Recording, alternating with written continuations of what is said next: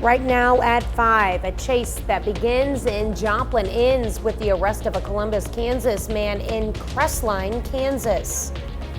And we've got some patchy fog out there again this morning, not as much as yesterday. We've got a much nicer day and more rain chances on the way. We'll talk about that coming up. And the Joplin police still look for answers in the case of a man murdered 1 year ago. The 4 states' most watched news starts now. Good morning and welcome to the KOAM Morning News. It's 5 a.m. I'm Tanya Bach. I'm Chris Warner. So it's Wednesday. We're halfway through the week. I had to convince myself it was Wednesday because our middle child, Colt, was convinced yesterday was Monday. And he was so convincing that I started to question whether or not it really was Tuesday. So it is Wednesday. So that's great news halfway through the week. And we've got some additional rain chances on the way. And in between here and there, we've got a couple of pretty decent days for us. Now, we still have some patchy fog out there. It's actually improved a little bit since I got here earlier this morning. Points like Nevada and Stockton were dealing with visibilities that were well below 1 mile. You can still see just around the Iola area, just to the north there, some fairly dense fog and some reduced visibilities in some locations, but again, that is beginning to improve. MoDOT camera, 20th and Range Line, looking back to the north, is looking pretty good. Same from the KDOT camera at 69 and 400, just south of Pittsburgh. And our camera at 7th and Range Line has been showing some of those low clouds. We definitely have a low cloud base out there. We got 61 degrees in Joplin under those mostly cloudy skies and a calm breeze. And across the area, temperatures are not too bad, but they are a bit cooler than what we're used to this time of year. 53 in Iola, 62 Parsons, 61 Chetopa, 62 Miami and Neosho, 63 in Carthage, and 61 in Pittsburgh and Lamar. We get our morning started. We'll have some of that patchy fog. It'll be gone. And we've got a couple of different computer models I was looking at this morning. Some are wanting to hold on to some cloud cover through the day. Others are showing the partly cloudy skies, and that's what I think is going to happen. So we should start to see some clouds clearing by late morning into the mid-60s. And because of those two variances, we've got low 70s for highs, and we've got mid to upper 70s for highs. And I think we're going to be on the latter half of that, the mid to upper 70s for the highs, partly cloudy skies. We could see a stray shower or two this afternoon, but I think the majority of us are going to remain dry. And this evening, holding on to those partly cloudy, mostly clear skies, dropping back again, another chilly one, back into the upper 50s. As we head into tomorrow, the warm-up continues, and then we start to see those evening thunderstorm chances, and they're late evening, and then we'll see more scattered storms on Friday into the 70s. Still got that decent weekend ahead of us to get things done, and then we have more thunderstorm chances returning to the forecast next week with some warmer weather. Tanya? All right, thanks, Chris. A Columbus man wanted by police has been arrested after a chase with police across state lines. Chase began in Joplin when police noticed a pickup truck believed to be driven by a suspect out of Cherokee County, Kansas. And that chase ended up leaving Joplin and going through Jasper County before ending near Crestline, Kansas, right by the Missouri border. That's where authorities arrested Stephen Tyner of Columbus, who was wanted in Cherokee County for rape, attempted murder, and kidnapping in the stabbing of a woman in Galena back in December. A Grove, Oklahoma man succumbs to injuries sustained from a motorcycle crash in Joplin. The crash occurred in the 6300 block of Spurgeon Road, about 5 miles south of Joplin. Authorities say last Wednesday, James Frazier was operating a Harley-Davidson motorcycle when a passenger car turned in front of him and caused the now fatal collision. Witnesses say EMS performed CPR on Frazier in the road. Frazier was not conscious when he was rushed to Trauma 1 to Freeman West in Joplin. A judge has sentenced one of 2 suspects in connection with the Newton County murder case. Eddie Fisher is sentenced to 4 years in prison for abandonment of a corpse and 7 years in prison for receiving stolen property. Those sentences will run concurrent, so he will serve 7 years. It stems from the April 2022 murder of Scotty Roller. Authorities say Fisher's son, Damian Fisher, shot and killed Roller after an argument over the purchase of a vehicle. They say Eddie Fisher then helped Damian wrap Roller's body in a rug and dump the body down a well on Eddie's property near Seneca. Damian Fisher is charged in the case with second-degree murder and armed criminal action. Missouri officials terminated the Republican Attorney General's emergency rule that would have placed limits on transgender care for minors and some adults. The move was announced on Tuesday without explanation on the Missouri Secretary of State's website. The rule would have required adults and children to undergo more than a year of therapy and fulfill other requirements before they could receive gender-affirming treatments such as puberty blockers, hormones, and surgery. It's the first anniversary of the murder of Kenneth J. Matthews in Joplin. According to the Joplin Police Department, Matthews was walking with a friend around 6 p.m. on South Connor Avenue. Matthews was shot multiple times and was pronounced dead at the scene. The shooter fled in a dark-colored vehicle. 1 year later, the JPD is still looking for that shooter. To be honest, it's been a distant relationship with the family. There's not a lot of close family in this area. We did identify a son, a biological son that lives on the east side of the state, but he's had issues in the Children's Division, state's custody. If you have any information, please contact the Joplin Police Department. Springfield High School teacher accused of repeatedly using a racial slur in a classroom has resigned. The district also suspended the student who made a video of the teacher for 3 days. As Joe Hickman reports, the student's family has hired an attorney.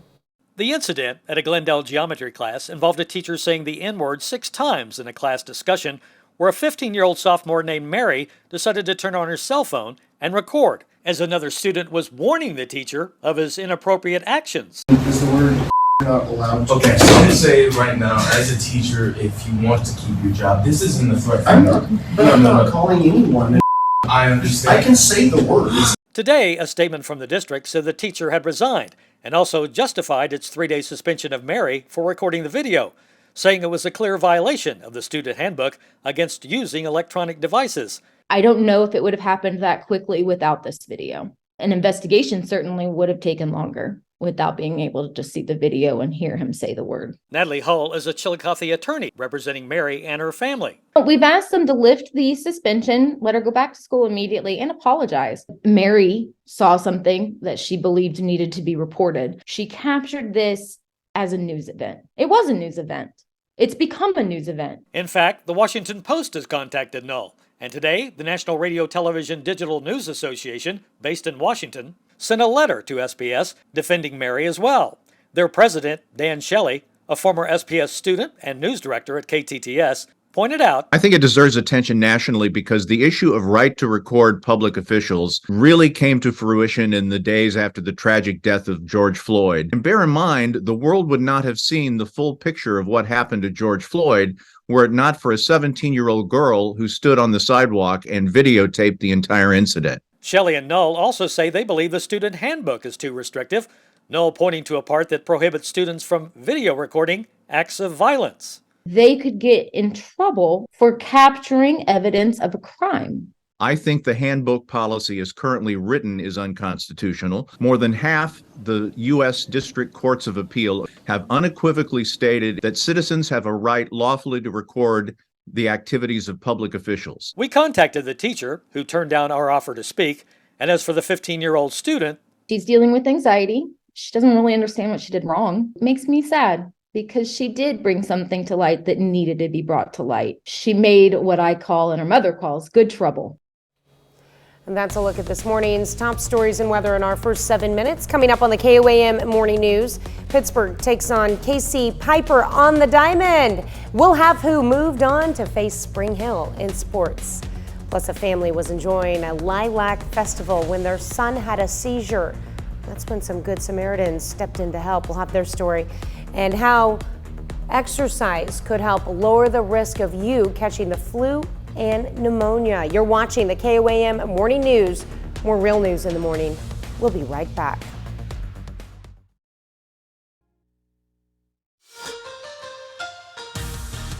Yesterday was the opening day of playoffs for Pittsburgh High School baseball. The Purple Dragons are the 4 seed in the 5A East bracket after going 15-5 in the regular season. Pittsburgh hosts KC Piper with the winner moving on to the regional championship game. We go to the top of the second. Quentin Fears has the curveball working, strikeout there. Moments later, another strikeout. Pittsburgh leads it 3-0 going to the bottom of the second. There we are with a man on third. Tucker Akins drops a liner into left. That scores Dawson Stegman easily. RBI single for Akins makes it 4-0 Purple Dragons. Offensive battle in this one, but Pittsburgh wins it 12-9. So now to the championship, Pittsburgh facing Spring Hill for the regional title. In the second, Hagen Whitcraft reaches out and pokes it through the right side. Holden Luff scores. Merrick Mugride right behind him. 2-run single for Whitcraft. Spring Hill scores 4 in the second. In the fifth, Pittsburgh gets on the board. Pitch gets by. Jaden Brown comes in from third. At that point, it's 5-1. Dragons looking for more. Check this play out. Tucker Akins off Donovan Johnson's glove. But Johnson recovers, slides, and throws for the out. Spring Hill takes it 7-1. And Pittsburgh finishes as the regional runner-up. In Girard, Baxter Springs and Frontenac meet in the first round of 3A regionals. First inning, leadoff man Lane Sullivan for Frontenac. Hard shot to left, bounces all the way to the fence. Sullivan into second with the leadoff double. A couple of batters later, Alex Williams delivers a liner into center. Sullivan comes home from second, and the Raiders have the first run of the game. Still in the first, bases loaded for Cal Turlip. He sneaks one through the right side. 1 run scores. Mario Mangini right behind him for another. 4 runs for Frontenac in the first. Then we go to the next inning. Mario Mangini with the bases loaded rolls it through the left side. That brings in 2 more for the Raiders. Frontenac cruises by Baxter Springs in their regional opener 12-2 in 5 innings. On the Missouri side, McDonald County is the number 1 seed in the Class 5 District 7 tournament, facing Ruskin in the first round. McDonald County wins big 15-0. They move on to face Warrensburg in the district semifinals. Webb City Cardinals are the 2 seed in that district bracket, hitting the field against Grandview Bulldogs in their playoff opener. Another big win and a shutout here. Webb City takes it 13-0. The Cardinals will face the winner of Bolivar and Belton in the district semifinals on Thursday night. Moving now to softball, the Pittsburgh Purple Dragons have earned the right to host a regional after going 14-6 in the regular season. Pittsburgh hits the field this afternoon against Lansing in the regional semifinals. The Purple Dragons are the 4 seed. Lansing is the 13 seed. Winner of this one goes to the regional championship game. Rory Hunziker is in the circle for the Purple Dragons, and she was really good. Top of the first with runners on. Hunziker gets the first out of the game with a strikeout, and she ends the inning with another strikeout to get out of the jam. Top of the third now, no score. Callie Terry makes an unbelievable catch in foul territory, but Lansing was ready for it. The sac fly makes it a 1-0 game for Lansing. Bottom of the third, same score. Heather Mowdy stealing second, but the throw is too high and goes into the outfield. That allows Maya Russell to score. Purple Dragons tie the game 1-1. Dragons get a solo home run from Megan Johnston in the 6th to win a good one, 2-1. So now Pittsburgh faces Bonner Springs for a regional title. The winner here goes to state. We go to the bottom of the 5th. Pittsburgh leading 5-1. Gabby White hammers this one into the gap, bounces on top of the fence and goes over. That's a 2-run homer for White. Purple Dragons push their lead 7-1. Now to the top of the 7th, last chance for Bonner Springs. Come back right to Megan Johnston, and that becomes the ball game. Purple Dragons defeat Bonner Springs 7-1. They're headed to state for the first time since 2002. Well, this was the goal from the very beginning. We wanted to win conference, we wanted to host a regional, we wanted to win it, we wanted to go state. This is 3 years in the making, so it's not just this year. We just happened to succeed this year, but this has been making for the last 3. Just put it all out there because we have nothing to lose. We have no seniors, so it was just put everything out there. It's okay if we lose, but let's just go all out. The Missouri Southern Lions are back in the Division II Baseball National Tournament. Lions have earned the number 2 seed in the Central Region, making their first regional appearance since 2019. Lions finished as the MIAA tournament runner-up last weekend and heads into the regional with a 42-15 overall record. Southern faces Arkansas Tech in the first round on Thursday night, and they get to play it on their own field, making it their first home regional tournament game since 1992. We've played in some intense games, with the 2 rounds of playoffs and, some of the teams in our league. So hopefully, you know, we had gained some experience with that last year, and gained some more throughout the season. But yeah, I mean, there's definitely a different level of intensity, and it's really awesome. You know, I'm a local guy. I'm from Webb City, so I'll have, you know, family and friends out. You know, a lot of my friends will come to the home games and they cheer real loud for us. If you've been to a game, you know who they are. Yeah, so it'll be a lot of fun. Well, still to come, a pair of exceptionally rare portraits by Rembrandt have been discovered in a private collection. And we'll take another look at that forecast when the KOAM Morning News returns.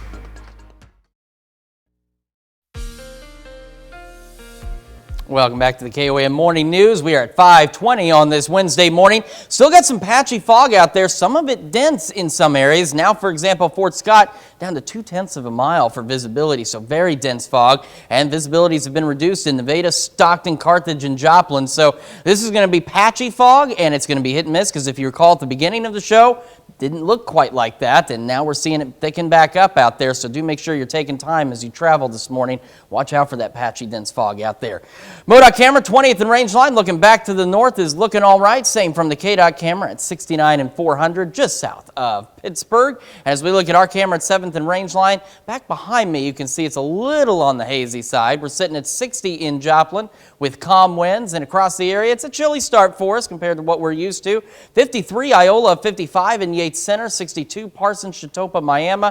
We got 61 in Neosho, Carthage, and Lamar.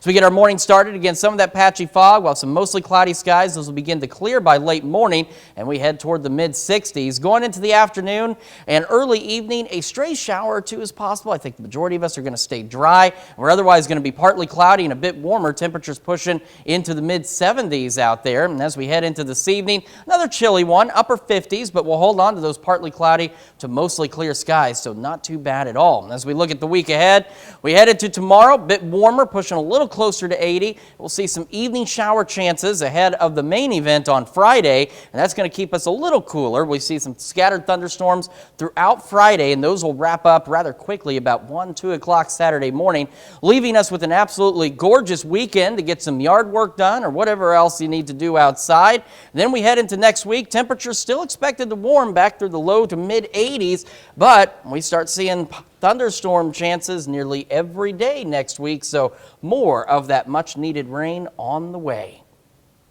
Well, toddler started having a seizure at a festival in New York. His mom ran for help, and some good Samaritans answered the call. Carla Rogner has this incredible story. It was a sunny Saturday morning at Highland Park, a perfect day for the Waddle family to make their annual trip to the Lilac Festival. Just like one of those moments where you realize it's a happy family. We're having a great day, and in 1 second your day changes, and it's drastic and it's fast. About 20 minutes after this picture was taken, the family sat down to have lunch and their toddler Sam began to act sleepy. So we thought, oh man, it's been a busy day for him. He's probably going to fall asleep on us while he's eating lunch. And then his head tilted again, and then the second time it tilted, his eyes rolled back in his head, and he completely started to convulse. His whole body started shaking. Sam had never had a seizure before. His mom Alicia ran for help. So I just picked him up immediately and ran down the hill screaming, my son is having a seizure. And then all of these people came running towards me immediately. Among them, a pediatric nurse and another mom who knew exactly what to do because her son has seizures. That woman standing right there told me, get him on his side, like make sure he, his mouth is open, doing all of these things, showing me what to do with his body to keep him safe. I didn't know that if she wasn't there. She helped me keep my son safe the entire time he was having a seizure. Those strangers helped keep her calm and kept an eye on Sam until an ambulance could navigate its way through the festival crowds. Now Sam is feeling better, back to his playful self and ready to turn 2 in a few days. His mom and dad are filled with gratitude for the Good Samaritans who emerged from the crowds on Saturday. And I just want them to know Sam is healthy and he's happy and he's our playful little boy because they were able to come and help us in our time of need without even thinking of themselves. In a drop of a hat, everyone dropped everything for our son, and I just wanted people to know how thankful we are for that. And that brings us to our question for you. Something that's been a theme here the last couple of weeks. Do you know first aid? Yes or no? We want to hear from you. Make sure you vote through our website at koamnewsnow.com/vote. You can also do so in our app, and you can take part in the discussion on our Facebook page. We will be back with Health Watch right after this. Each other. Right now at 5:30, a Joplin Elementary School unveils a new addition to its playground.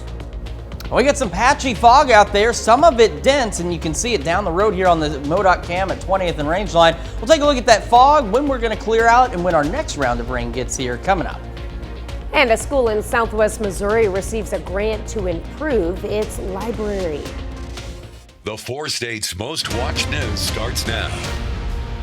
Good morning and welcome to the KOAM Morning News. It's now 5:31. I'm Tanya Bach. I'm Chris Warner. So it's a bit chilly out there for some of us, a little cooler than what we've been used to here lately, but it's not that bad. Could be a lot colder, as we all know. We've had some random cold spells in May before, but we're also dealing again with another round of morning fog, and some of it is fairly dense out there across the area too. So early this morning, it actually looked as though it was improving, and then the fog started to thicken back up in some areas. Look at Fort Scott, 0.2 of a mile visibility. So we're talking very dense fog across Bourbon and Vernon counties, and we're seeing fog pick up and thicken around Carthage and Joplin with some reduced visibilities out there as well. So if you're traveling on I-49 or Highway 54 this morning, make sure you are taking it slow and be prepared because this fog is patchy. So you may be clear for a while, hit it, be clear again, and then hit some more fog. MoDOT camera 20th and Rangeline, you can see that bit of a haze out there off to the north. And as we look at the KDOT camera at 69 and 400, it's looking okay so far. But again, this fog has been hit and miss. Our camera 7th and Rangeline is actually looking okay. So again, it's patchy. Earlier this morning, again, we saw fog on our camera at 7th and Rangeline and the MoDOT camera at 7th and Garden Grove, but the ones on the south side of the city were clear. So it is very patchy. Sitting at 59 in Joplin, we got a calm breeze out there. Temperatures this morning, not too bad, but again, chilly. 53 Iola, 55 in Fort Scott, 61 Pittsburgh, Lamar, 62 Parsons, Chatopa, Miami, and 61 in Neosho. We get our morning started. Again, some of that patchy fog out there. We'll have the mostly cloudy skies initially, and they will start to clear by late morning. We'll see mid-60s. We're looking at partly cloudy skies as we head into the afternoon. A stray shower or two is looking possible this early evening, say between about 4 and 6, but it looks very isolated. And so I think the majority of us are going to stay dry and partly cloudy. Temperatures mid-70s, so a bit warmer. Another chilly evening ahead of us, back into the upper 50s across the area, but holding on to partly cloudy and mostly clear skies out there. We look ahead to tomorrow, partly cloudy day, then evening showers begin to build in, a little warmer as well, closer to 80. Cooler Friday and Saturday, scattered thunderstorms throughout the majority of our day on Friday. Beautiful weekend to catch up on some yard work or whatever you need to do. Then we start to warm up as we kick off the next work week, and we see more thunderstorm chances in our forecast. Tanya? All right, thanks, Chris. The Boys and Girls Club of Southwest Missouri in Joplin will receive thousands of dollars in tax credits through a state program. State of Missouri's Youth Opportunities Program awarded the Boys and Girls Club of Southwest Missouri $200,000 in tax credits. Rhonda Gorham, CEO of the Boys and Girls Club of Southwest Missouri, says when donors write a check, they can be written a 50% tax credit. She says this is an opportunity to give back to donors, but also to donate more. It also gives a donor an opportunity to give a little more because it all depends. I'm not an accountant, but it kind of depends what your tax bracket is. But say you give $1,000, it may only cost you $500. Gorham says the $200,000 tax credits are spread over 2 years. Well, this is Infrastructure Week, and to celebrate, Missouri American Water is highlighting its investments planned this year. The company will invest a total of $425 million into water and wastewater system upgrades. Most of that will come in the form of replacing 43,000 feet of water pipe in Joplin. Officials say replacing aging pipes improves a system reliability and improves fire protection. We're actually replacing old water main and we're upsizing, which means better flow and better fire protection. And in this case, we're actually looping it into some other water mains, so water quality will improve as well. You can view all of Missouri American Water's planned pipe replacement projects on their website. A Joplin elementary school is celebrating the completion of a new walking and running track for its playground. On Tuesday, McKinley Elementary officials in Joplin held a ribbon cutting to unveil the new track. The 200-meter-long, 6-foot-wide track was made from 100% recycled materials. Officials say it'll give students another way to stay active during recess and PE classes. material is great for our students. It is a soft material, so if a kid was to trip and fall, they're going to bounce right back up. It actually allows our kids who say, hey, I can run fast, on this track, they can run very fast. I would find the playground more interesting because we have a place to exercise. The track was paid for with a $45,000 grant from Missouri Playground Scrap Tire Material and $11,000 in local donations. Nice track. Another Southwest Missouri elementary school also got a grant. This one will improve the book selection at the school's library. The Laura Bush Foundation for America's Libraries gave a grant of $5,000 to Knoll Primary School. The school's librarian says the grant will allow them to diversify the library's shelves. With our provided budget, it's difficult to provide for, the 270 students we already have, in addition to the 60 pre-K students we have as well. And so grants like this that allow me to have additional funding to continue those services. The Laura Bush Foundation handed out $5,000 grants to 300 schools across 44 states. Miami, Oklahoma Chamber of Commerce is trying to empower female entrepreneurs. The chamber hosted a Women in Business Connection luncheon featuring a presentation titled Closing the Generation Gap. It was a chance for female business leaders to network and to find common ground among entrepreneurs of varying ages. Understanding, talking about the generations and the different preferences that people have. And that's what we're going to be talking about today, is just getting to understand them better and starting to flex a little bit. It's almost like speaking each other's language. The luncheon was hosted at the Miami Regional Chamber office. This morning, we're discussing knowing first aid. It was a sunny Saturday morning at the Lilac Festival, a perfect day for the Wattle family to make their annual trip to Highland Park for that festival. It's about 20 minutes after one of the earlier pictures was taken. The family sat down to have lunch, and their toddler, Sam, began to act sleepy. They thought it was just because he's having a long day. However, the toddler soon began to have a seizure.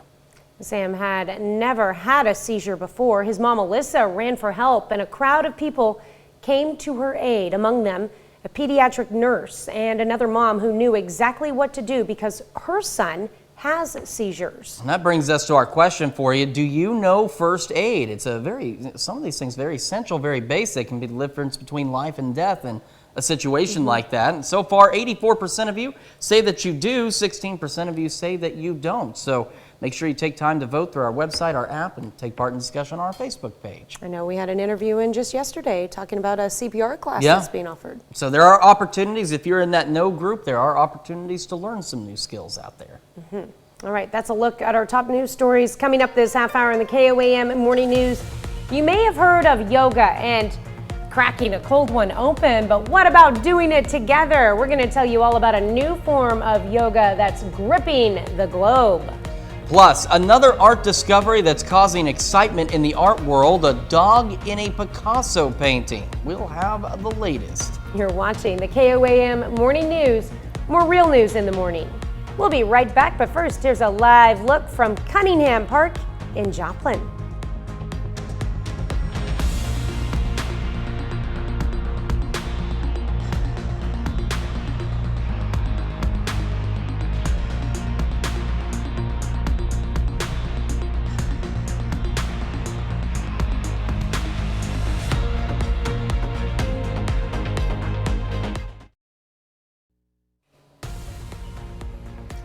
Topping World Watch, at least 6 people have died after a fire broke out at a hostel in New Zealand's capital on Tuesday morning. Fire services in Wellington told local media that firefighters rushed to the hostel shortly after midnight, and they were able to evacuate 52 people while 5 others were taken to the hospital.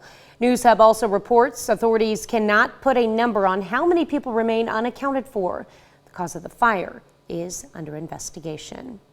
5 men are convicted of stealing rare jewels from a German museum. A German court handed out prison sentences between 4 months and 6 years to the men who were found guilty of stealing more than 20 pieces of 18th century jewels worth almost $130 million from the Greenwald Museum in Dresden back in 2019. Officials said among the pieces taken were a large diamond brooch and a diamond epaulette.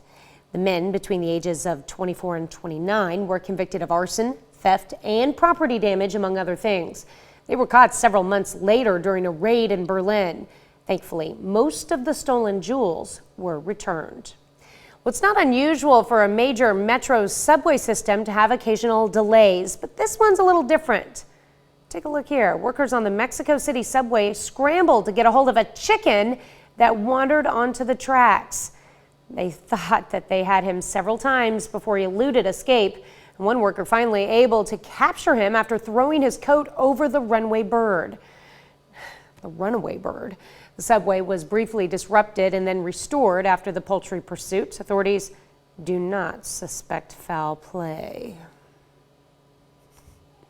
A rare seal soaks up the sun in Israel. The endangered Mediterranean monk seal has been basking on the beach for several days in Tel Aviv. Israel's Nature and Park Authority is monitoring the sleeping seal from a distance. Crowds are flocking to the ocean to get a bird's eye view of the mammal, who is oblivious to the onlookers. All right. Well, new discoveries are being made at Pompeii. 2 skeletons were uncovered at the archaeological site in southern Italy. The remains were recovered from the house of the painters at work and are believed to be 2 men in their 50s, and this is according to Italy's culture ministry. These men were not killed by the volcanic ash from Mount Vesuvius's eruption. Instead, they likely died in the earthquake that accompanied the volcanic eruption, since wall fragments were found between their broken bones. Wow. Well, these recently discovered Rembrandt paintings will be on display in New York before going up for auction in London in this July. A spokesperson for Christie's says a routine evaluation of items in a UK home gave the portrait's owner quite a surprise. Turns out they are masterworks that had been out of the public eye for about 2 centuries. Experts predict the portraits will sell for roughly $6 to $10 million at auction. Museum researchers say the paintings feature an elderly husband and wife who were related to Rembrandt by marriage. They are 8 inches high, dated 1635, and signed by the Dutch master. Well, a new discovery is causing some excitement in the art world. A dog in this very famous Pablo Picasso painting. Conservators at the Guggenheim Museum in New York uncovered the canine hidden beneath the surface of the Le Moulin de la Galette painting. The discovery was made during a technical analysis of the piece ahead of an exhibition showcasing his early works.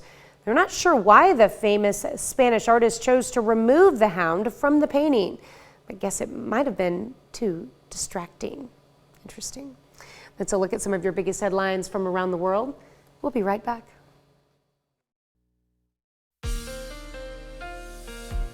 Welcome back to the KOAM Morning News, 5:48 on this Wednesday. Got some patchy fog out there. It was getting pretty dense around Fort Scott, but now you can see visibilities are improving, still reduced, but better. However, now dense fog building in across parts of Jasper and northern Newton counties. You got half-mile visibility reported in Carthage and 0.8 of a mile visibility reported in Joplin. However, as we take a look at some of the cameras around Joplin, we're not seeing that fog in the city, at least not on the east side. MoDOT camera 20th and Range Line, you can see it looks pretty darn clear. And as we look at the KDOT camera at 69 and 400, of course that is looking good just south of Pittsburgh. And our camera at 7th and Range Line, see a little bit of a haze, but not super dense fog out there right now. But again, it's patchy. And as we discussed earlier, we saw some fog, some denser fog on our camera here and the MoDOT camera at 7th and Garden Grove. But the MoDOT cameras on the south end of town didn't show any fog, so it's very patchy out there. 59 in Joplin right now under a calm wind.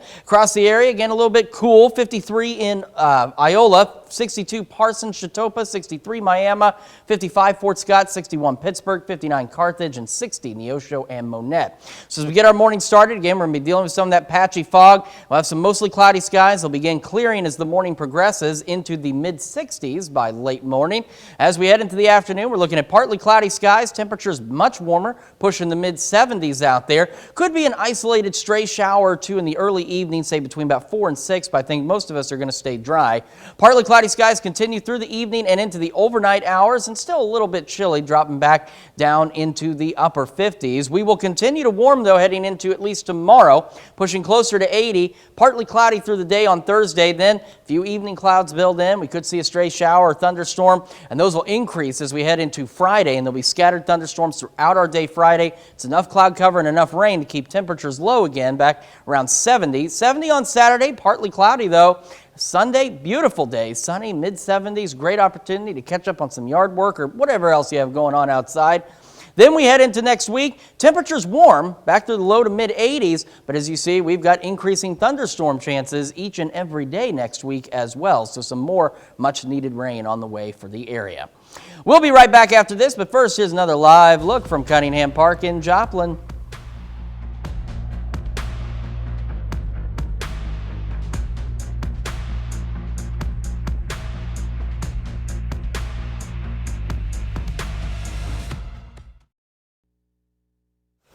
With the weather warming up, yoga lovers are finding a new sense of balance by cracking open an ice-cold beer in class. Beer yoga is booming in popularity around the globe, as Tina Kraus reports from London.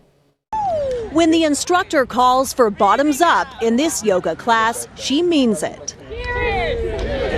It's about doing yoga and drinking beer. It's actually quite simple.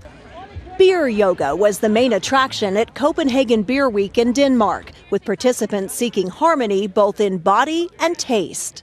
Because the alcohol sometimes makes you feel more loose and more like going with the flow, thinking a little bit less. But even the pros admit balancing beer with traditional yoga poses can get a bit tricky. You know, if you're standing in a downward facing dog, you can't have a beer. But then you can put your leg down and maybe drink from the side. Breweries around the globe are capitalizing on the concept that's thought to have started in the U.S. Newbies like Selena Voss are hooked. You forget that there's someone else there. You just do you. There's no judgment at all. A safe place to sit, where namaste and cheers go hand in hand. Tina Kraus, CBS News. That's an amazing idea. Beer yoga is catching on across the U.S. It's also gaining popularity online, with some newbies preferring to try it first at home. If only a bar would offer that. We'll be right back. Well, Suni, an elephant calf living at the Pittsburgh, Pennsylvania Zoo, is enjoying her bath time. A small rubber blue swimming pool is somehow holding up against her 900-pound body. I'm impressed. The 2-year-old baby girl is making sure every part of that body is clean. Suni, who was born in 2021, had a rough start to life. She spent time in the hospital and was later treated for several serious medical conditions. But as you can see, she's making the best of her time now. Oh, that looks like fun. Well, a tiger cub seized in an undercover sting is living large in its new home. You might remember in January, Arizona police arrested a man who they say tried to sell a tiger cub to undercover officers for $20,000. The 5-month-old cub, named Ivy, is now at the Wildcat Sanctuary in Minnesota. The accredited sanctuary often takes in big cats from high-profile cases. In fact, 4 cats that were seized from the Tiger King Park in Oklahoma, made famous by the Netflix series. Well, we've got some patchy, dense fog out there this morning. That'll start to clear, and we'll have some mostly cloudy skies. Those will also start to clear up a bit as we go through the morning, mid-60s by late morning. A bit warmer today, temperatures pushing mid-70s across the area under partly cloudy skies. Could be a stray shower or two out there, but I think most of us stay dry. We'll hold on to those partly cloudy to mostly clear skies as we head into the evening and overnight hours, but another chilly one for us as we drop back into the upper 50s. A little warmer tomorrow, and then we'll see some evening clouds and some showers. Scattered thunderstorms throughout the day for us Friday and cooler, 70 Friday and Saturday. Beautiful weekend for us, as you can see, and go to the mid-70s Sunday. We warm up next week, and we have additional thunderstorm chances as we head into the next work week. We'll be back with more of the KOAM Morning News right after this. Joplin Sesquicentennial. Right now at 6, yet another motorcycle fatality during Motorcycle Safety Awareness Month as a Grove, Oklahoma man succumbs to crash injuries. We've got some patchy, dense fog out there across the area. We got those mostly cloudy skies. They will clear and will be a bit warmer for us today. We're going to take a look at that forecast coming up. And the city of Miami, Oklahoma gives female entrepreneurs of all generations the chance to join forces. The 4 states' most watched news starts now. Good morning and welcome to the KOAM Morning News. I'm Tanya Bach. I'm Chris Warner, just after 6 o'clock on this Wednesday morning, halfway through the work week, and not been too bad. We've got some fog out there to deal with, and the patchiness of this fog has been just absolutely fascinating to watch on our fog tracker this morning, because dense fog has been in one area, then it's moved to another, then it clears out and it's somewhere else. So if you are driving this morning, you definitely need to take some precautions out there, because, wow, that actually just updated right as we were going on, because just moments ago we had some very dense fog across parts of Jasper County and northern Newton County, reporting very low visibilities, Carthage and Joplin. Now you can see it's improving again, still reduced, but improving. So that's going to be the thing, is this fog is going to kind of come and go, and that means you've got to take it easy if you're driving anywhere in the area this morning, especially in the eastern portions of Kansas and the far western portions of Missouri, right along the state lines where this fog's been hanging out. You can see some of that fog from the MoDOT camera at 20th and Rangeline. Not seeing any fog from the KDOT camera at 69 and 400 just south of Pittsburgh. And we've seen a little bit of it here on our camera at 7th and Rangeline. In Joplin right now, we are sitting at 59 degrees with a calm breeze, reporting visibility at about 4 miles now. That's up from 0.8 of a mile not 15 minutes ago. We got 60 Lamar, Pittsburgh, 55 Fort Scott, 62 Parsons, Chatopa, 63 Miami, and 61 in Neosho. We get our morning started. Again, got that patchy fog to contend with. We'll have those clouds start to clear out, go partly cloudy by late morning into the mid-60s. A bit warmer today as well as we go into the mid-70s under partly cloudy skies out there, so not too bad. Could have a stray shower or two, but I think most of us are going to stay dry today. Rain chances will increase as we head into Friday. And as we go through the evening, again, partly cloudy, mostly clear skies. Another chilly one back into the upper 50s again. We'll talk more about those rain chances and when they're going to get here and when warmer weather arrives here in a few more minutes. Tanya?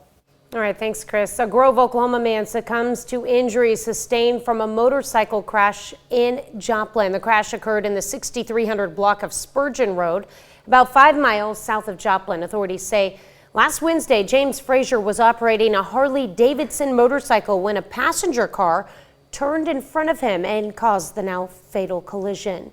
Witnesses say EMS performed CPR on Frazier in the road. Frazier was not conscious when he was rushed Trauma 1 to Freeman West in Joplin. Authorities arrest a wanted Columbus man following a police chase across state lines. The chase began in Joplin when police noticed a pickup truck believed to be driven by a suspect out of Cherokee County, Kansas. Now that chase ended up leaving Joplin and going through Jasper County before ending near Crestline, Kansas, right by the Missouri border. That's where authorities arrested Stephen Tyner of Columbus, who was wanted in Cherokee County for rape, attempted murder, and kidnapping and the stabbing of a woman in Galena back in December. Missouri lawmakers pull the plug on a proposed emergency transgender rule. On Tuesday, Missouri officials terminated the Republican Attorney General's emergency rule that would have placed limits on transgender care for minors and some adults. The move was announced on Tuesday without explanation on the Missouri Secretary of State's website. The rule would have required adults and children to undergo more than a year of therapy and fulfill other requirements before they could receive gender-affirming treatments such as puberty blockers, hormones, and surgery. And a judge sentences one of 2 suspects in connection with a Newton County murder case. Eddie Fisher is sentenced to 4 years in prison for abandonment of a corpse and 7 years in prison for receiving stolen property. Those sentences will run concurrent, so he will serve 7 years. It stems from the April 2022 murder of Scotty Roller. Authorities say Fisher's son, Damian Fisher, shot and killed Roller after an argument over the purchase of a vehicle. They say Eddie Fisher then helped Damian wrap Roller's body in a rug and dump the body down a well on Eddie's property near Seneca. Damian Fisher is charged in the case with second-degree murder and armed criminal action. We're getting a clear idea of when the nation could hit its borrowing limit, leading to what the Treasury Secretary says could be financial catastrophe. the likes of the Great Depression. But as Jared Hill reports, there are signs lawmakers may be getting closer to a deal. Progress in Washington after yet another White House sit-down on the debt ceiling. What changed in this meeting was the president has now selected 2 people from his administration to directly negotiate with us. But still, no deal on raising the nation's borrowing limit, with the Treasury saying they're just 15 days before the nation runs out of money to pay its bills. Businesses like Old Town Books, just outside of D.C., are bracing. Any financial trend, you see it trickle down to a small business like mine, especially when it's a business that's entertainment, that's optional. Some potential points of compromise are taking shape, like permitting changes for domestic energy projects, taking back some unspent federal COVID relief money, and adding stricter work requirements to social safety net programs, a non-starter for progressives. Keep them out of negotiations. They don't work. They are unfair. They're cruel. But GOP lawmakers are standing firm on those calls for spending cuts. I think we should seize this opportunity to talk about how we can reduce the rate of growth of spending and debt accumulation. Default is not an option. America pays its debts, pays its bills. In a sign of how little time is left, President Biden announced he's cutting his trip to Asia this week short, an attempt to hammer out a deal. Jared Hill, CBS News.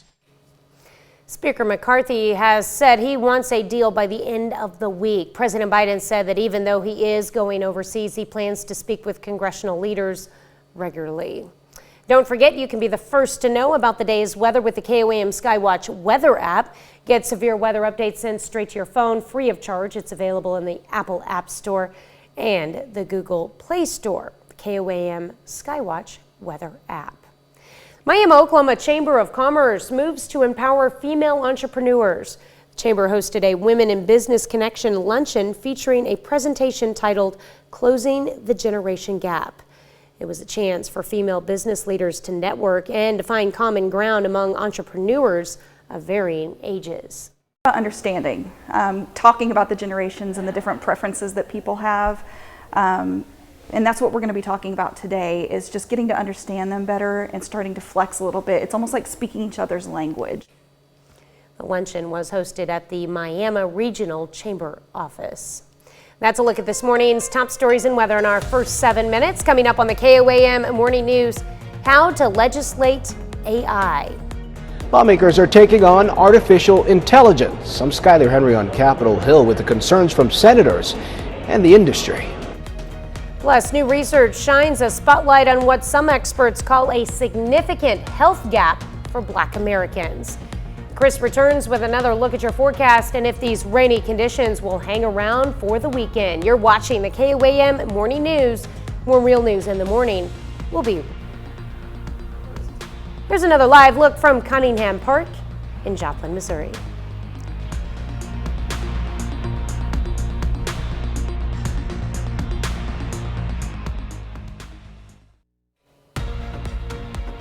Topping Nation Watch this morning, the Department of Homeland Security has directed its agencies to review and assess who has access to classified information. That's according to an internal memo obtained by CNN.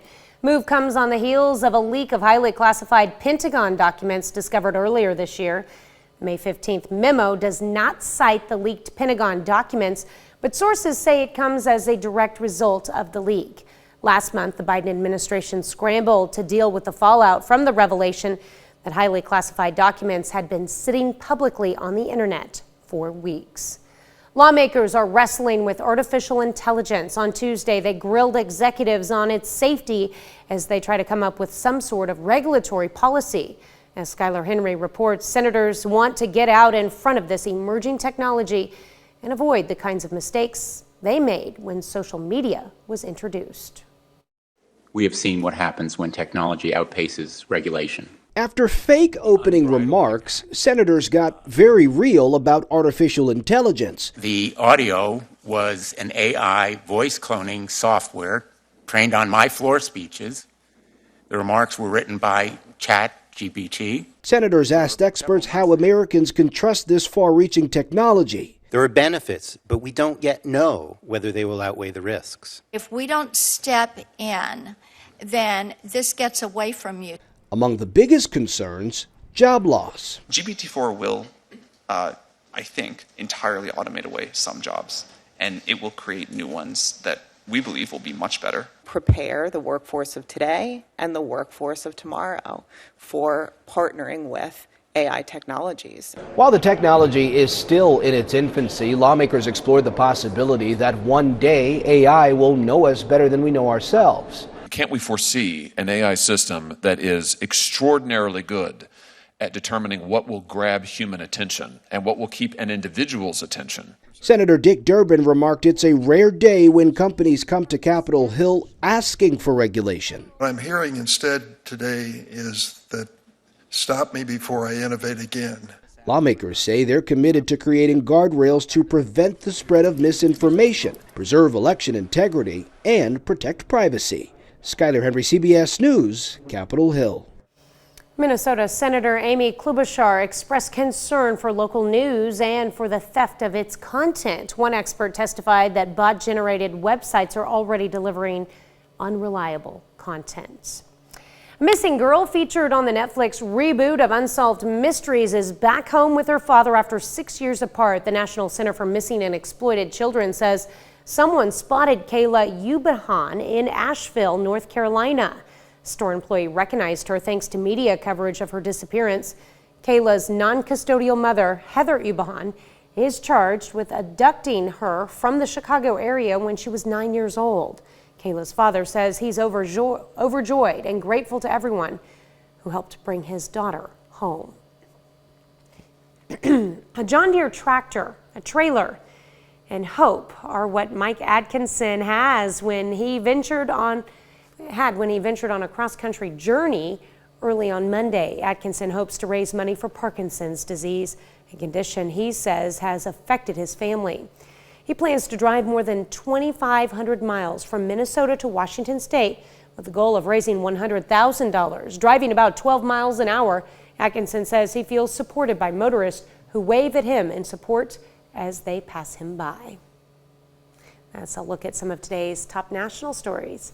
Here's Chris with a look at your forecast. Yeah, we've been dealing with some patchy fog out there across the area, but the good news is it will eventually burn off. We will see some sunshine today, and it's going to be a bit warmer. We're going to take a full look at that forecast when the KOAM Morning News returns.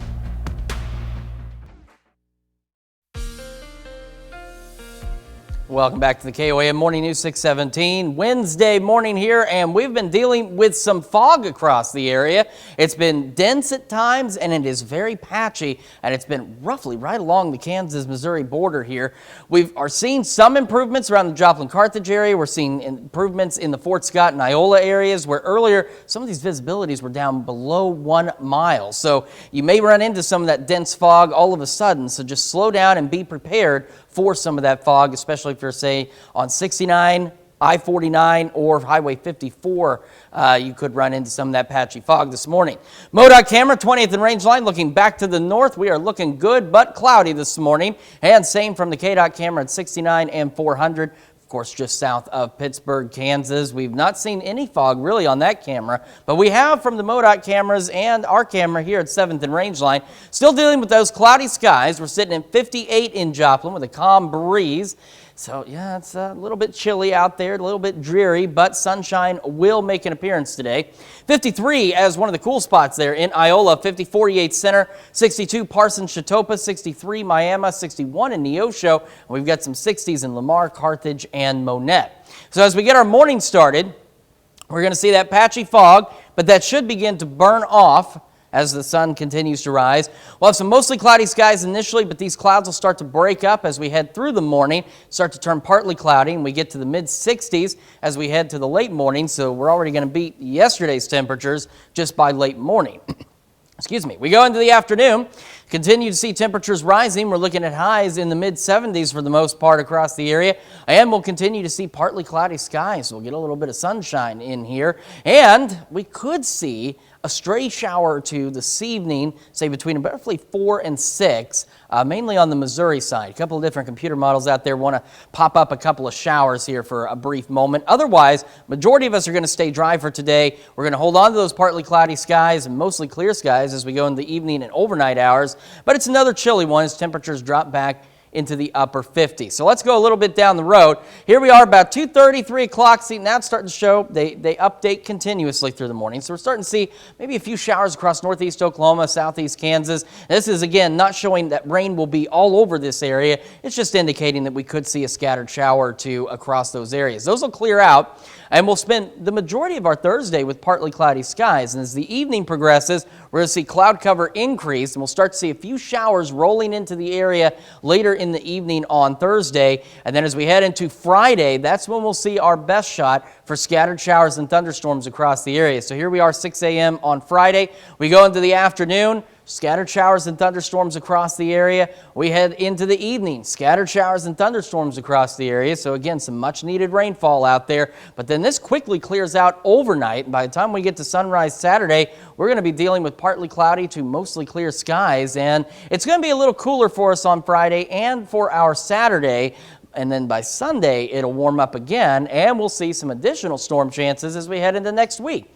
So we could have that random shower later today. Then we'll see some evening showers closer to 80 for us on Thursday. We go into Friday. The clouds, the rain are enough to keep us cool back into the upper 60s to near 70. Right around 70 again on Saturday, but otherwise a beautiful day for us. Even better on Sunday. Take a look at that. 75, mostly sunny skies, just absolutely gorgeous. I do have some cool overnights here and there, but otherwise not bad. So if you need to catch up on the yard work, this weekend is your opportunity to do that. Then as you see, as we head into next week, our temperatures go up. We get back into the low to mid 80s throughout next week, but our rain chances start to go up as we start to see some scattered thunderstorm chances building in nearly every day next week. So more much needed rain on the way, but it's leaving us with a beautiful weekend in between. Let's check your forecast. We will be back with more of the KOAM Morning News right after this. Sponsored by Integris Health, with hospitals in Miami and Grove. Integris Health, partnering with people to live healthier lives. Topping Health Watch this morning, men who gain weight early in adulthood have a higher risk of fatal prostate cancer in their life, according to a new study. Researchers at Lund University looked at 250,000 men in Sweden, found men who gained about 2 pounds a year between the ages of 17 and 29 have a 27% increased risk. Worldwide, more than 1.4 million cases of prostate cancer are diagnosed every year, making it the second most common cancer in men. Well, good news for vegan moms who breastfeed their babies. A new Amsterdam UMC study shows the plant-based diet contains healthy amounts of vitamin B2 and carnitine, two important nutrients essential for developing infants that are mostly found in animal products. Research concluded there was no difference in the levels compared to milk produced by women with a diet that includes meat. Working odd hours throws off the internal clock, but does it also throw off the biological clock? New research found only 4 weeks of shift work-like patterns in female mice was enough to reduce fertility. And that's according to researchers from the Institute of Cellular and Integrative Neurosciences and the University of Strasbourg. After shifting their light-dark cycle to mimic sleeping during the daytime, the mice no longer produced a specific hormone that triggers ovulation. Well, new research highlights the significant health gap for Black Americans. Danya Bacchus has more on what researchers are calling a staggering toll. Health disparities among Black Americans are considered a public health crisis. Now, a new study finds over 2 decades, the Black population experienced more than 1.6 million excess deaths and 80 million years of life lost compared to the white population. All the disadvantage that Black people incur ends up being translated both at very young ages and in middle age and older age into enormous amounts of years lost and early deaths. And this is really, I think, something that's unacceptable. Dr. Harlan Krumholtz with Yale School of Medicine authored the research that finds heart disease and cancer contributed most to the excess deaths, as well as infant mortality. Race is a social construct. It really doesn't have a strong root in biology. People aren't born predetermined that their life expectancies are going to be shorter, but by where they live, the exposures that they have, the way the medical care system treats them simply because of their race. During the course of the study, researchers saw some improvement in reducing the gap, but progress stalled with the economic downturn, then COVID-19 hit. And it led us back to a situation where we were no better than we were 20 years ago. These are preventable deaths. And it's just up to us to configure society in a way that's responsive to the needs of this community and can recognize our obligation to eliminate these disparities. Scientists hope their findings will lead to action and investment to make a difference. Danya Backus, CBS News, Los Angeles. Stroke and lung disease were also top contributors to excess deaths, according to the study. That's a look at some of today's top health stories. You're watching the KOAM Morning News. Yeah, we've had some patchy fog out there. It's been pretty dense at times. So if you're traveling, let's say along 69, 54, and I-49, you need to watch out for some of this patchy, dense fog out there. That'll start to burn off, as will some of our clouds. We'll start to switch to partly cloudy skies as the morning progresses, and we'll head into the mid-60s. We're going to do better than yesterday in terms of temperatures. We're looking at low to mid-70s across the area, partly cloudy skies. Could see a stray shower or two later today in some of the area, but I think the majority of us will stay dry. Then as we head through the evening, again, partly cloudy to mostly clear skies. Another chilly one, though, as we drop back into the upper 50s for our overnight lows. We'll do even better for us as we head into Thursday. Temperatures pushing near 80, partly cloudy skies. Then some evening showers start to build in. And as we head into our Friday, the rain and clouds are enough to keep us a little cooler, but we've got scattered thunderstorms through the majority of our Friday. In fact, they don't really let up until overnight Friday, and they'll start fairly early on Friday. That leaves us, though, with an absolutely gorgeous weekend to catch up on whatever you need to ahead of more storm chances as we head into the next work week and rising temperatures as well. Let's check your forecast. We will be back with more of the KOAM Morning News right after this. Sonic. Right now at 6:30, Missouri American Water gets to show off its plans for structural improvements and do it during National Infrastructure Week. We're continuing to see some patchy, dense fog out there across the area as the fog tracker continues to update. We'll take a look at that fog, when it goes away, and how the rest of our day is shaping up coming up. And the community of Joplin looks back on an unsolved murder case 1 year later as the family of the victim tries to hold on to hope. The 4 states' most watched news starts now. Good morning and welcome to the KOAM Morning News. It's now 6:31. I'm Tanya Bach. I'm Chris Warner. So a chilly start for us out there and some fog that we've been dealing with. And if you've been with us through the entire morning show, when we show you the fog tracker, you'll see it's changed again. It's continuously updating with fog reports. And there you can see Fort Scott went from roughly 4.3 mile visibility down to 0.4 of a mile of visibility again. So dense fog now building back in over parts of Bourbon and Vernon counties. And visibility's come down just a little bit in Carthage and Joplin here in the last 10 minutes or so as well. So as we were mentioning, if you're driving on 69, 54, or I-49 in these zones, you need to watch out. You're going to end up probably running into some of this patchy, dense fog, and it may get dense very quickly on you. So do be careful out there this morning. MoDOT camera, 20th and Rangeline. You can see it's a little bit of a haze out there from the fog. We haven't had really any fog on the KDOT camera at 69 and 400 as we've gone through the morning. And our camera at 7th and Rangeline, a little bit of a haze out there to the north, but nothing super dense right over Joplin right now. 58 degrees, calm wind, and again, it's a chilly start for us across the area. A little chillier across our northern counties where you got 54 Yates Center, Iola, 53 in Fort Scott, 62 Chetopa, 63 Miami, and 59 Neosho and Carthage. We get our morning started. We'll have that patchy fog. It'll start to burn off, as will the majority of our clouds. We'll turn partly cloudy by late morning, mid-60s. Partly cloudy through the day, mid-70s for highs, so a pretty decent day. And roughly between, we're going to say 2 and 5. Could see a stray shower out there or two, but I think the majority of us should remain dry. Partly cloudy to mostly clear skies as we head into the evening. Temperatures chilly again, dropping back into the upper 50s. We'll have another full look at your forecast and next week, plus this weekend, here in just a few more minutes. Tanya? All right, for the folks at the middle school area in Pittsburgh, Kansas, if you are noticing that power is out right now, it is expected to be returned on by 8 a.m. according to Evergy. and that's in the area of 14th Street by the middle school. Report just came in from Avergy. Thank you. Well, the Joplin Police Department is still searching for answers a year after the fatal shooting of Kenneth J. Matthews. KOAM's Amber Jenkins spoke to the Matthews family. A year ago, the intersection of 5th and Connor Avenue in Joplin was covered in crime tape and police officers. Now the tape and officers are gone, but the mystery of what happened here on May 17, 2022 still lingers. There's 2 victims in this case. Kenneth J. Matthews was ultimately deceased. He was murdered. But there's another individual who was shot multiple times also. According to police, Kenneth J. Matthews was walking with a friend around 6 p.m. on South Connor Avenue when he was shot multiple times and pronounced dead on the scene.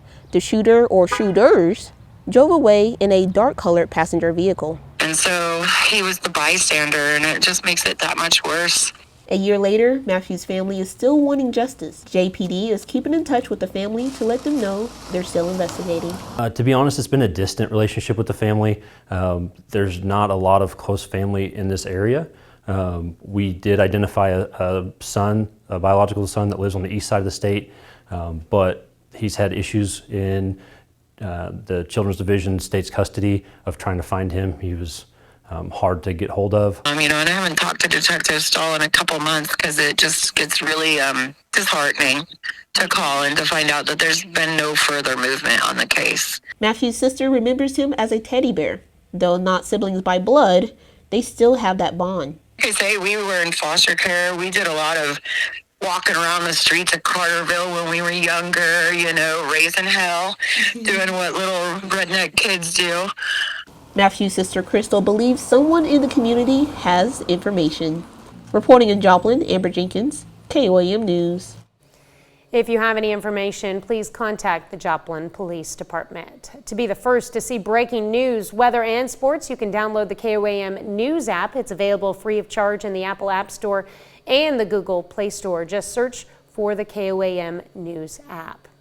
To coincide with National Infrastructure Week, Missouri American Water spotlights its planned investments for the year. The company will invest a total of $425 million into water and wastewater system upgrades. Most of that will come in the form of replacing 43,000 feet of water pipe in Joplin. Officials say replacing aging pipes improve system reliability and improves fire protection.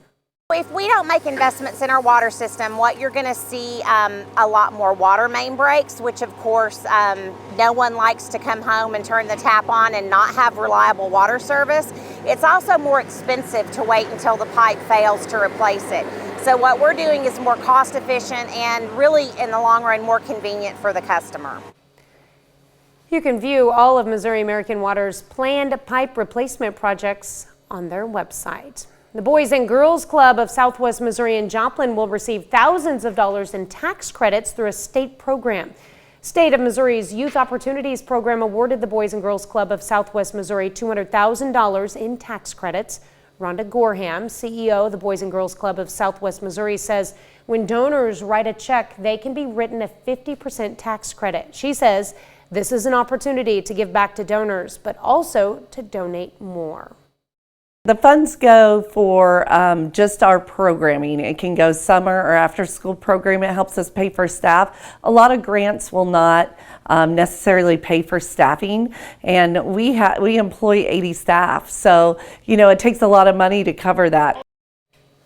Gorham says the $200,000 tax credits are spread over 2 years. Southwest Missouri Elementary School secures a grant to improve the book selection at the school's library. The Laura Bush Foundation for America's Libraries gave a grant of $5,000 to the Knoll Primary School.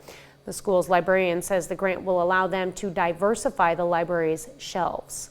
With our provided budget, it's difficult to provide for, the 270 students we already have, in addition to the 60 pre-K students we have as well. And so grants like this that allow me to have additional funding to continue those services. Laura Bush Foundation handed out $5,000 grants to 300 schools across 44 states. A Joplin Elementary School celebrates the completion of a new walking and running track for their playground. On Tuesday, McKinley Elementary officials in Joplin held a ribbon cutting To unveil the new track, officials say it'll give students another way to stay active during recess and PE classes. The track is made of 100% recycled materials, shredded tires, 100%. Our track is a little over 200 meters long, 6 foot wide. It's 35,000 pounds of shredded tires. The track was paid for with a grant and local donations. Excuse me. That's a look at our top news stories coming up this half hour on the KOAM Morning News. How to feed those in food deserts. It's not just a vegetable garden. I'm Jared Hill with why some believe that food forests could be a way to feed communities in the future, and the work happening right now to get that done. But first, we have got some patchy fog out there, and then we've got a fairly decent Wednesday. We'll talk about that forecast a little later, and we're also going to take this live look now at Cunningham Park in Joplin. We'll be back with more of the KOAM Morning News right after this.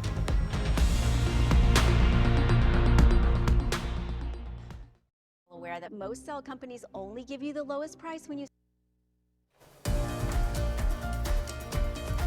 In Consumer Watch this morning, President Biden goes to Japan today for a 3-day meeting of a group of the world's 7 richest nations known as the G7, while their leaders are expected to discuss China and the war in Ukraine, along with other topics. As we mentioned earlier in the show, the president will be cutting his trip short to come back to the U.S. and continue working towards a deal on the debt ceiling.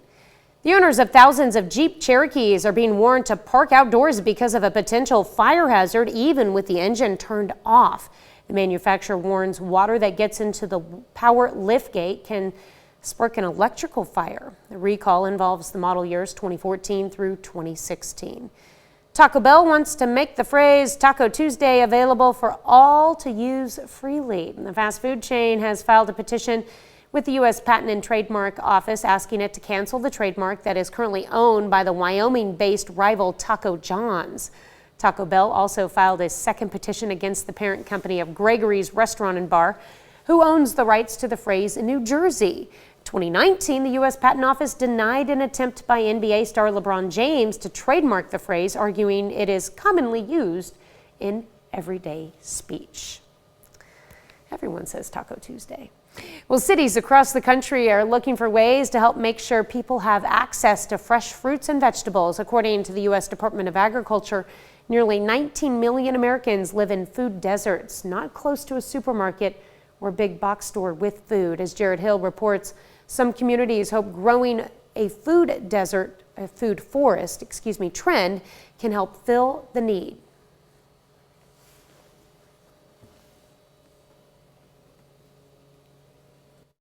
The biggest city in New Jersey, a small forest is just starting to grow.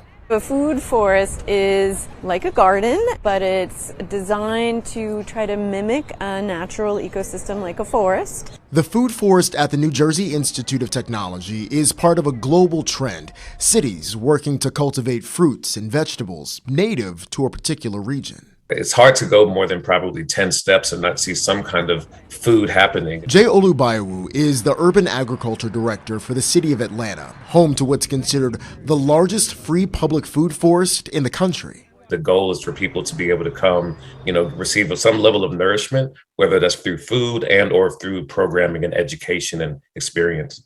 Even with more food forests like this sprouting across the country, a big question is how long before they become a reliable resource for people struggling to access or afford fresh fruits and vegetables.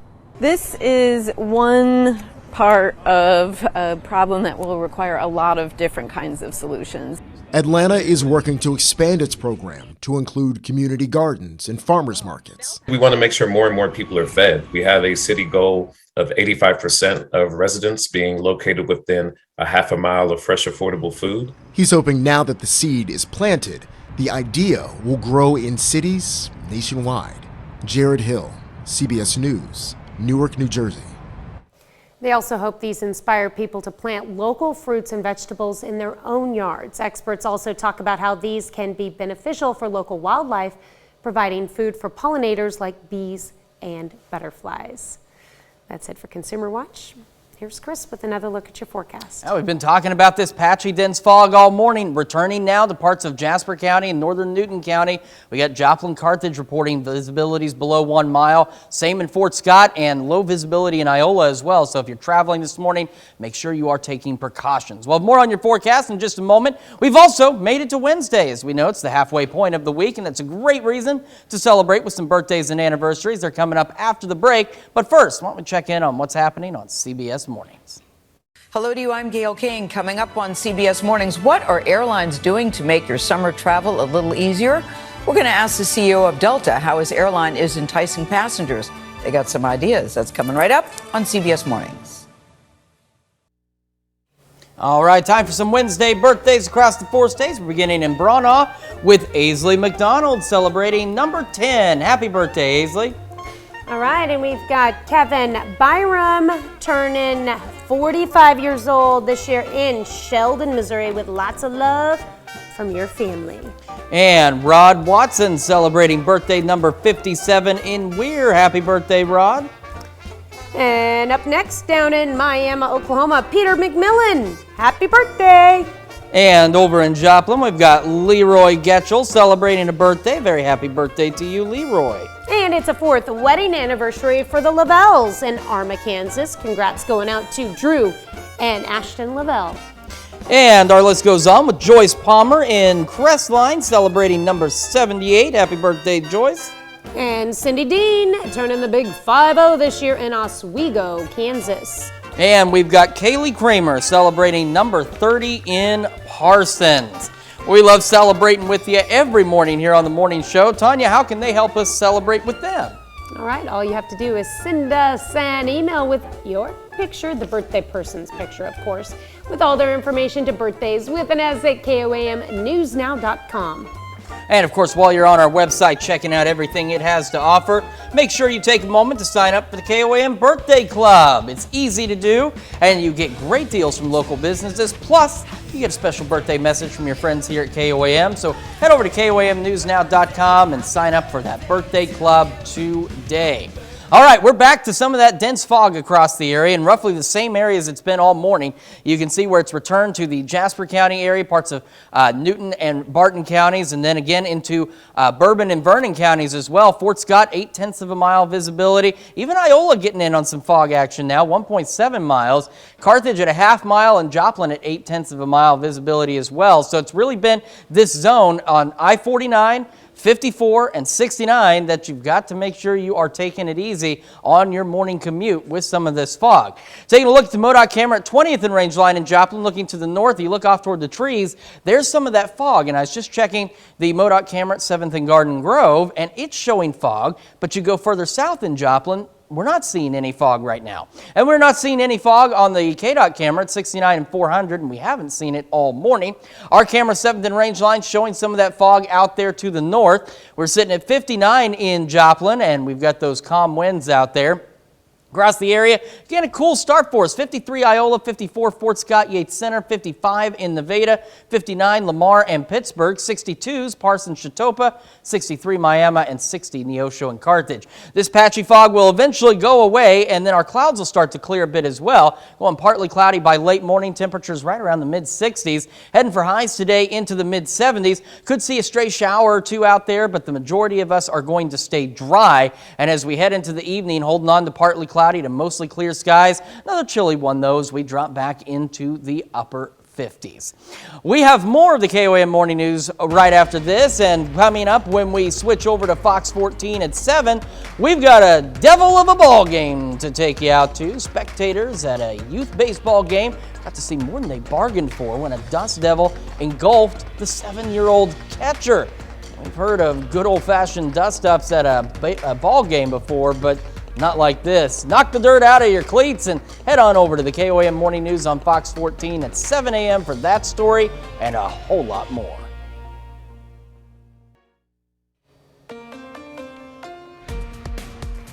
Here's a check of today's top headlines, the news you need to know before you head out the door. The Boys and Girls Club of Southwest Missouri in Joplin receives thousands of dollars in tax credits through a state program. The state of Missouri's Youth Opportunities Program awarded the Boys and Girls Club of Southwest Missouri $200,000 in tax credits. As part of National Infrastructure Week, Missouri American Water highlights its investments planned for this year. The company will invest a total of $425 million into water and wastewater system upgrades. Officials say replacing aging pipes improves system reliability and improves fire protection. Miami, Oklahoma Chamber of Commerce looks to empower female entrepreneurs. The chamber hosted a Women in Business Connection luncheon featuring a presentation titled Closing the Generation Gap. It was a chance for female business leaders to network and find common ground among entrepreneurs of varying ages. And one Southwest Missouri elementary school got a grant to improve the book selection at the school's library. The Laura Bush Foundation for America's Libraries gave a grant of $5,000 to the Knoll Primary School. The school's librarian says the grant will allow them to diversify the library's shelves. And that's a check of today's top headlines, the news you need to know before you head out the door. And after we get through some morning fog, we'll transition to partly cloudy skies, maybe a stray shower or two out there. Most of us staying dry, mid-70s, so a bit warmer. We head into this evening, another chilly evening, but partly cloudy to mostly clear skies. We drop back to the upper 50s. Warmer tomorrow as we get closer to 80, and then we'll see some evening showers, and we've got scattered thunderstorms throughout the day on Friday. Temperatures a little cooler as well, 70. 70 Saturday, 75 Sunday. Great weekend to get stuff done. And as we look at the work week ahead of us, we got temperatures warming back in the lower to mid 80s, but we also have increasing shower and thunderstorm chances. Well, coming up today at noon, we are making icebox strawberry shortcake bars in the Mr. Food Test Kitchen. All right, and your morning news continues on KOAM with CBS Mornings.